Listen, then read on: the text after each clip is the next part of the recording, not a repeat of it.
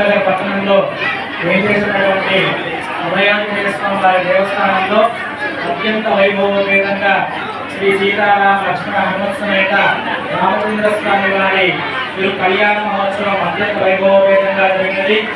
విశేషంగా రామో విగ్రహవాన్ ధర్మ శాస్త్రం అంటే నిలువెత్తు రామచంద్రమూర్తి ధర్మస్వరూపుడని కనుక ఈ శ్రీరామనవమి విశేషంగా పురస్కరించుకొని అత్యంత వైభవోపేతంగా కన్నుల పండుగగా అంగరంగ వైభవంగా దేవస్థాన కమిటీ వారి ఆధ్వర్యంలో స్వామివారి యొక్క కళ్యాణ మహోత్సవం నిర్వహించడం జరిగింది.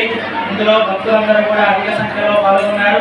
స్వామివారి యొక్క తీర్థ ప్రసాదాన్ని స్వీకరించి స్వామివారి యొక్క పరిపూర్ణమైనటువంటి స్వామివారు జరుపుకుంటున్నారు. ఈ కళ్యాణాన్ని చూడడం వల్ల, కళ్యాణాన్ని చేయించడం వల్ల, కళ్యాణంలో పాల్గొనడం వల్ల జరిగేటువంటి ఫలితాలు ఏంటి అంటే పూర్వజన్మ సుకృతం పాపం వ్యాధి రూపేణ పీడితాః అంటే ఏదైనా పూర్వజన్మంలో చేసుకున్నటువంటి కర్మ ఏదైతే ఉందో అది వ్యాధి రూపంలో పీడిస్తుందట. అటువంటి వ్యాధి స్వామివారి కళ్యాణంలో పాల్గొనడం వల్ల రాదు అన్నటువంటి శాస్త్ర నిర్ణయం.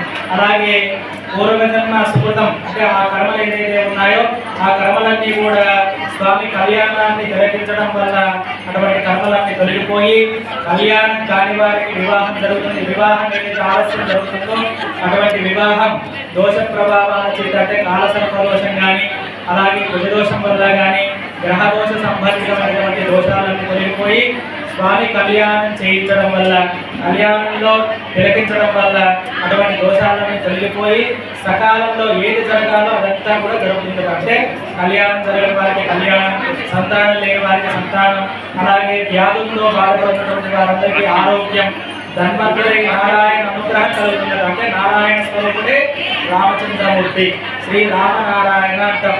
అటువంటి రామనారాయణ కలిగినటువంటి వారికి అన్ని తొలగిపోయి ఏది కావాలో అది నెరవేరుతుంటారు. మనోవాంఛాఫల సిద్ధిరస్తు మనసులో ఉన్నటువంటి నెరవేరుతుంది. ఇష్టకామ్యార్థ సిద్ధిరస్తు అంటే ఇష్టమైనటువంటి కూడా నెరవేరుతుంది అన్నటువంటిది కళ్యాణ లోకోక్తి. జై శ్రీమన్నారాయణ.